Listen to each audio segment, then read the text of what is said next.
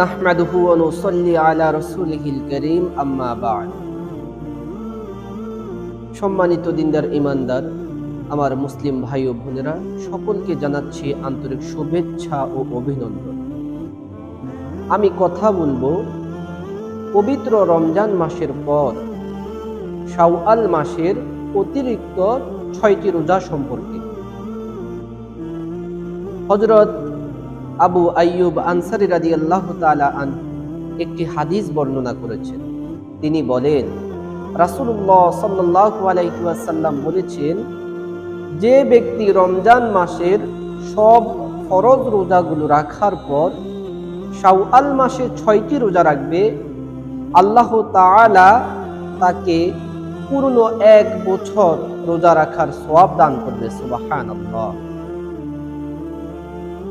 হাদিস শরীফে রমজান মাসের 30টি রোজা এবং শাওয়াল মাসের 6 রোজাকে 10 দিয়ে গুণ করা হয়েছে। অর্থাৎ আপনি যদি রমজান মাসে 30টি রোজা রাখার পর এই 30টি রোজাকে যদি আপনি 10 দিয়ে গুণ করেন, তাহলে হয় 300 দিন। এছাড়াও শাওয়াল মাসে যদি আপনি 6টি রোজা রাখেন, এই 6কে যদি আপনি 10 দিয়ে গুণ দেন, তাহলে হবে 60 দিন। তাহলে 360 দিন, প্রায় 1 বছর। হয়তো আবার অনেকে বলতে পারেন, রমজান মাসটা অনেক সময় 29 দিনেও হয়ে থাকে, সেই ক্ষেত্রে তো আর 30 দিন পূর্ণ হলো না। আল্লাহ রাব্বুল আলামিন আপনার যদি রমজান মাসটা 29 দিনেও হয়ে থাকে, তাও আপনাকে পূর্ণ 300 দিন রোজা রাখা সওয়াব দান করবেন। সুবহানাল্লাহ।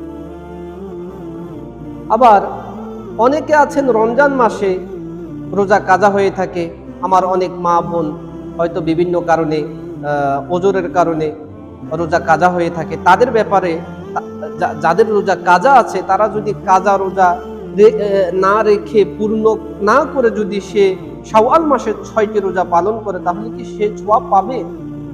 সেই সম্পর্কে ইসলামের যারা বিজ্ঞ উলামায়ে কেরাম রয়েছেন, যেমন শাইখ মুহাম্মদ বিন সালেহ আল উসাইমিন বলেছেন,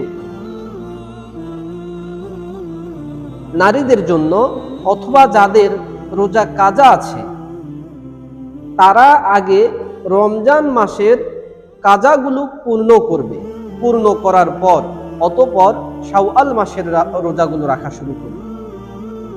একইভাবে আরো অনেকেই বলেছেন, যেমন শাইখ সুলাইমান আল রুহাইলিও একই মন্তব্য দিয়েছেন। তিনিও বলেছেন, রমজান মাসে যাদের রোজা কাজা রয়েছে, তারা আগে রমজানের কাজা পূর্ণ করে অতঃপর শাওয়াল মাসের রোজা রাখা শুরু করবে। অতএব আমরা এখান থেকেই বুঝতে পারি, আমাদের যাদের রমজান মাসের রোজা কাজা রয়েছে, তাদেরকে আগে কাজাগুলো পূর্ণ করতে হবে। পূর্ণ করার পর অতঃপর শাওয়াল মাসের রোজা রাখতে হবে। তাহলে ইনশাআল্লাহ পূর্ণ সওয়াব পাওয়া যাবে। আল্লাহ রাব্বুল আলামিন যে কথাগুলো বললাম, সেগুলো আমাকে এবং আপনাদেরকে আমল করার তৌফিক দান করুন। ওমা তাওফিকি ইল্লা বিল্লাহ। আসসালামু আলাইকুম ওয়া রাহমাতুল্লাহ।